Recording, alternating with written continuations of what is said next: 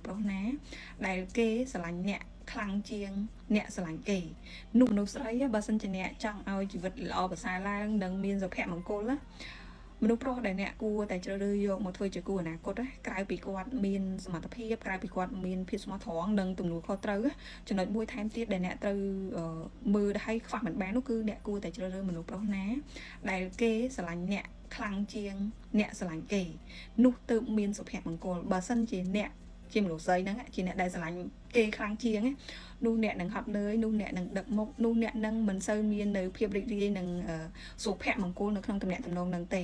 ដូច្នេះបើសិនជាអ្នកចង់ឲ្យមានភាពរីករាយចង់ឲ្យមានសុភមង្គលច្រើននៅក្នុងជីវិតគូដែលអ្នកបានជ្រើសរើសដើររួមផ្លូវជាមួយគ្នាទៅមុខហ្នឹងក្រៅពីប្រហែលចំណុចខាងដើមដែល Divine និយាយហ្នឹងចំណុចមួយបន្ថែមទៀតអ្នកគួរតែជ្រើសរើសមនុស្សប្រុសណាដែលគេស្រឡាញ់អ្នកខ្លាំងជាងអ្នកស្រឡាញ់គេនោះទើបគេអាចផ្ដល់នូវសុភមង្គលគ្រប់គ្រាន់ដល់អ្នកបាន